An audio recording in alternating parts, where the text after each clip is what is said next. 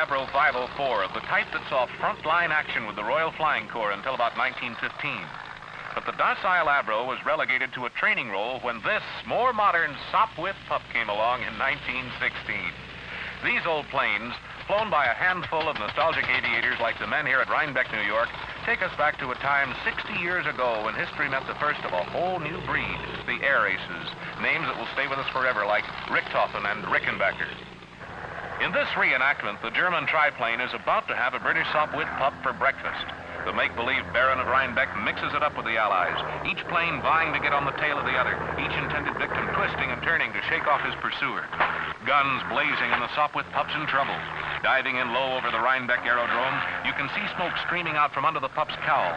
The Baron's still very much on the offensive. It's a black day for the good guys of Rhinebeck. But it's all in fun as both pup and triplane return to the aerodrome to fly another day. The rotary engines in these old birds make them particularly tough to handle. A rotary is either full on or off, with a bleep switch to cut it out intermittently on landing approaches like this. You can see bursts of smoke each time the pilot bleeps the engine on again.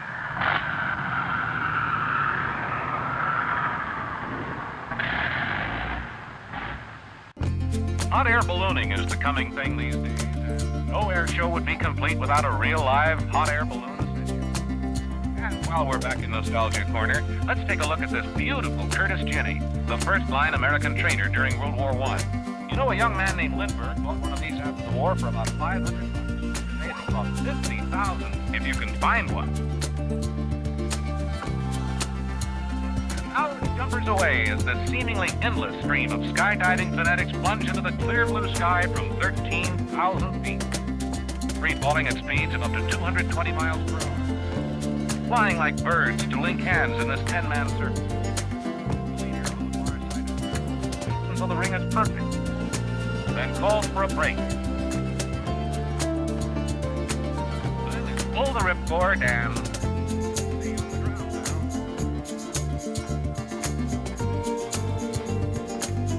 now. All chutes properly deployed, the jumpers now pick their spots up and down the air. What are usually beautiful stand-up landings.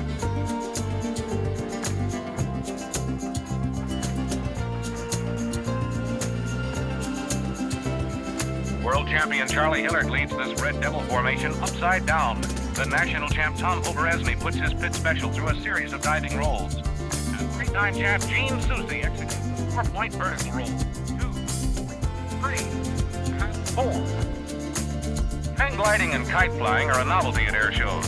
Though considered a safe pastime by enthusiasts, accidents will happen in any sport. 2 days after 26-year-old Robert Harris Kennedy made this successful flight at the Transpo 72 air show near Washington, he was killed in a faulty takeoff. But when things went right, they were beautiful. Watch this spectacular bird-like landing. There's the flare and touchdown. Over the top in the second half of a Cuban 8, flying his hands like wings to help him stay in place, diving inverted through their own trail of airshow smoke, finally rolling upright again. It's the one and only team of Hughes and Cajun. That's Johnny Cajun on the top of the wing of that beautiful 650 horsepower Super Stearman piloted by Joe Hughes. Johnny leans back against that brace with only one strap to hold him in place during these maneuvers. Watch as Joe executes a perfect 8-point hesitation roll. Count the points. 5, 6, 7, 8. Now rolling inverted again, Joe waves goodbye to us with Johnny. Now we get a bird's eye view of some famous World War II fighter aircraft flown by members of the Confederate Air Force in the skies of Texas over Rebel Field.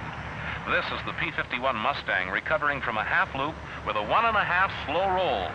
Look at the magnificent lines of that perfectly restored aircraft. There's one complete roll. Now slowly, with a little forward pressure on the stick, it's back to the upright position once again. Not to be outdone, this P-38 Lightning pilot says, "By golly, if that Mustang can roll like that for you, so can I." And roll he does, all the way around. Here's a rare Spitfire, one-time mainstay of the Royal Air Force, screaming in low and fast over the Texas prairie. Also from the Battle of Britain, one of the few remaining German Messerschmitt 109s. And now, ladies and gentlemen, a rare look at these two old enemies flying in formation. Now to another theater of war, this one in the Pacific, and a replica of the notorious Imperial Japanese Zero. Over the top in a half loop, rolling the aircraft out now. Exchanging altitude for airspeed. And here's a sight that made many an Allied tail gunner wish he'd stayed home in bed. The antiquers enjoy getting in on the act. Here, from the era of the Barnstormer, comes the fleet. How about that pretty little loop? These planes were built by Consolidated Aircraft back in the early 30s. Some once wore Army insignia. Today, most of these fine old planes have rotted to dust. Home builders also fly to many of these shows, even though it might be easier to come on a bicycle. This home-built two-seater is called the Breezy. I don't know why. Formation aerobatics now by the Waco Meteor team of Harry Shepard and Larry Kingery. Watch as they manipulate their beautiful Italian F-260s through an ever-changing sequence of unusual attitudes while flying as close as 24 inches to one another. Watch as they roll to the canopy-to-canopy position and ease the two planes back into extremely close proximity. That's Shepard upside down and Kingery right side up. Or is it Kingery upside down and Shepard right side up, or... Oh, nuts. If you think two-plane formation is fun, why don't you try it with 9? These are the famous Red Arrows of Great Britain's Royal Air Force. The team is flying the Hawker Siddeley Nat Mark I. Little planes by today's military standards that weigh in at just over 8,000 pounds soaking wet. Here we see Squadron Leader Ian Dick directing his flight through the Red Arrow's famous wine glass roll.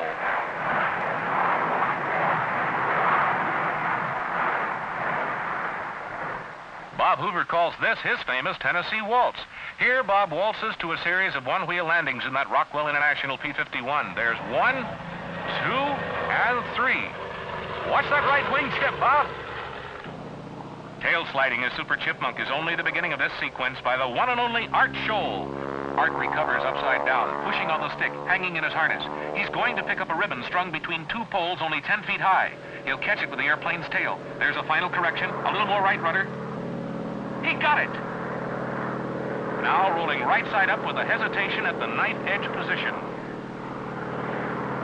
And with that, Art calls it a day. That's Art Scholl, ladies and gentlemen, the aeronautics professor from San Bernardino, California. These are the famous F-4 Phantoms flown by the United States Air Force Thunderbirds. Captain Jerry Bolt wastes no time in slipping his big plane into the slot position as Colonel Tom Swalm leads his team straight up and away. Then solo man Steve Dwelly takes off in a manner few people anywhere could call routine. After that rolling takeoff, just pull back on the stick and fly straight to space. From a standing start, the F-4 can take off and climb to an altitude of 4 miles in 48 seconds. It has a top speed of 1,600 miles an hour. Here, the 5 members of the Thunderbirds demonstration team have formed up in echelon or V formation for a high G right turn, in which each man feels about 4 times the pressure of gravity. Those are the U.S. Air Force Thunderbirds. This is the U.S. Navy flight demonstration team, the Blue Angels. They also fly the Phantom F-4. And here's what a formation takeoff looks like as seen from the tail of Lieutenant Bill Switzer's slot airplane. The planes are airborne. Afterburners are on. And as the gear retracts into the wells, Switzer moves his number 4 aircraft right into that slot position. The red Airshow smoke is turned on. And with 36 inches separating these 45,000-pound giants of the Airshow circuit, the thrills begin. These all-weather Phantom fighters hold 16 world performance records. Lieutenant Commander Skip Umstead, lead solo pilot, rolls on takeoff with the landing gear still extended. Here is a demonstration of the tremendous power as well as the slow speed maneuverability of the Phantom.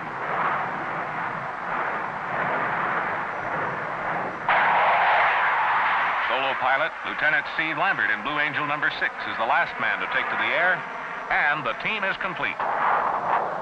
Having broken from their traditional diamond formation, Lieutenant Commander Don Bentley leads his flight in an in-trail loop. Each Phantom is stepped down or just a few feet under the preceding aircraft. That's Captain Mike Murphy, a Marine in Blue Angel number 2, Lieutenant Bill Beardsley in number 3, and Lieutenant Switzer in number 4. Here is what the last half of the loop looks like from the unusual vantage point of Steve Lambert's tail section. There's not much future in going straight down, so Steve pulls out, experiencing 5 Gs on the way. Now, from the opposite direction comes Skip Umstead. The closing rate here is over 1,000 miles per hour. Meanwhile, Don Bentley prepares his formation for a pass in front of the grandstand by calling for the formation to break Then reform on his plane again. But now Bentley is hanging upside down on his harness.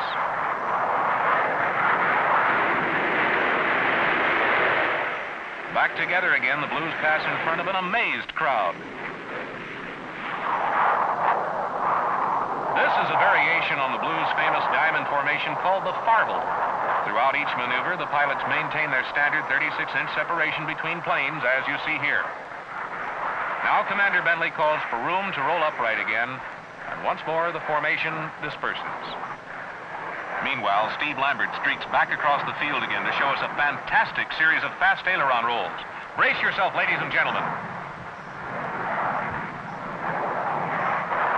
Now Skip Umstead in Blue Angel number 5 demonstrates an almost endless series of vertical rolls, recovering at the top with a split S.